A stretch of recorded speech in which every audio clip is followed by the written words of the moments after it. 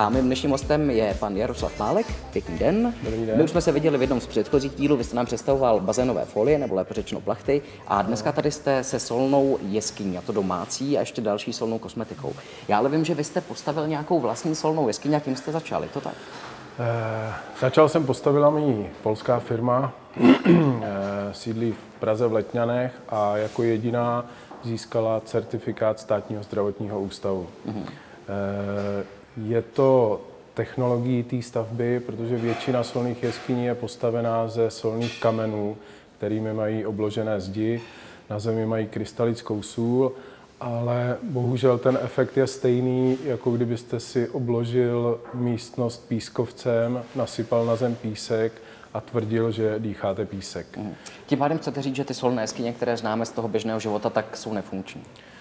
Bohužel ano, je to tak. Ta naše je právě postavená ze solných briket, které tady vidíme. Skrz ty brikety je hnaný vzduch dovnitř a tím se nasycuje ten vzduch částečkami soli. Tím se ta sůl dostává do vzduchu a vy pokud sedíte v naší solné jeskyni, tak dýcháte stejný, možná ještě více koncentrovanější vzduch, jako je u moře. Tím se dostává ta sůl na sliznice, nosní, dostává se do průdušek a pročišťuje ty sliznice.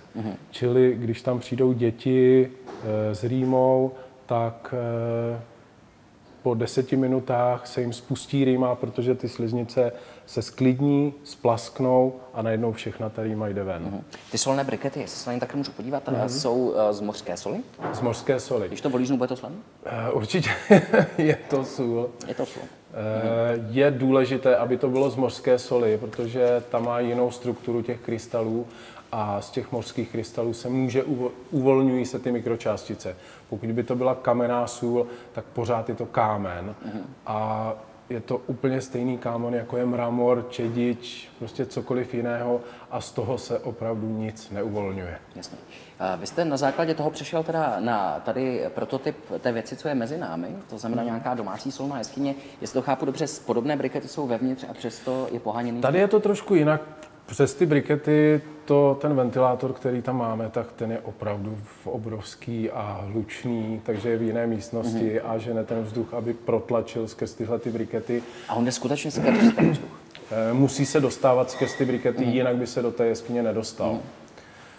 Zase stropem je odváděný pryč, takže i když tam je 30 dětí se školkou, které k nám chodí, tak je tam neustále čerstvý přísun vzduchu a je prosolený ten vzduch, což pomáhá.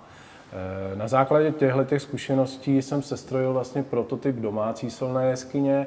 Je to podobný princip, vysokotlakým ventilátorem je dovnitř hnaný vzduch a tady ta stěna je síto, v kterém jsou solné krystaly, mořské soli.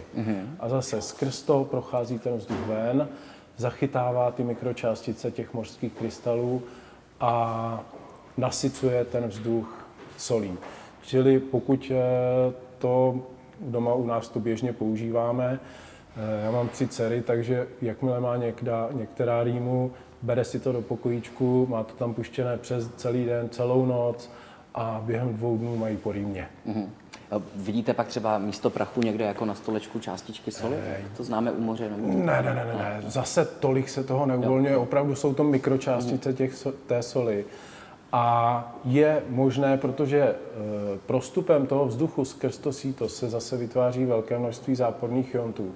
A ty záporné ionty hledají částečky nečistot, které jsou nabité kladně, spojí se a padnou na zem. Čili může se vytvářet prach na povrchu nábytku, ale je to tím, že se čistí vzduch a padá to na zem. To je prototyp, to znamená, že asi krom vaší domácnosti ho nikde neuvidíme, jestli to chápu dobře. Bohužel zatím ne. Hledám výrobce, který by dokázal vyrobit tady tu skříň levněji, než jsem ji pořídil já, a aby se to dalo vůbec dát do prodeje, tak to musí ještě projít zkušebnou elektrotechnického ústavu. Vy jste takový inovátor. Jsme zjistili. Vy jste ale přinesl i nějakou kosmetiku, řečeno asi ano, kosmetiku, která předpokládám obsahuje mořskou sůl taky. Ano. A slyšel jsem, že je funkční na atopický ekzém, je to tak? Sůl vůbec jako taková pomáhá na atopický ekzém. Atopický ekzém vždycky vychází z těla ven. Není to jako plíseň, kterou máte na povrchu pokožky, ale vychází zevnitř nahoru a ta sůl má tu vlastnost, že ten ekzém vytahuje z té pokožky ven. Takže vy, když se koupete ve slaném nálevu v moři, tak ten ekzém se první týden vytáhne ven, vizuálně se zhorší, protože ty nečistoty, právě ta pokožka je, řekněme takhle, silná. Vy ten ekzém, který vidíte, je tady, ale on je i tady. Jo? Ta sůl to všechno vytáhne na povrch, čili ten ekzém se zhorší. Druhý týden, když jste u moře, tak už se to začne zlepšovat a bohužel většinou dovolená je jenom na 14 dní. Kéž by na 14, že? Tak, ale bývá často na 14 dní.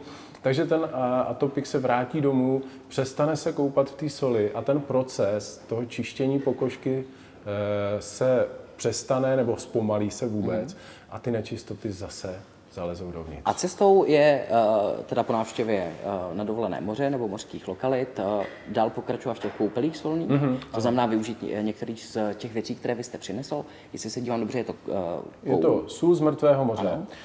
Ta má zase tu vlastnost, že má skoro 50% objem hořčíku v sobě.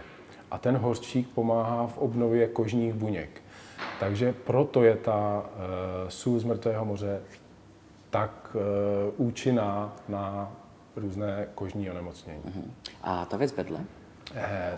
Protože ta sůl vytahuje ty nečistoty z pokožky, tak zároveň ji vysušuje. A my musíme té pokožce vrátit zpátky tu vláhu, hydratovat ji.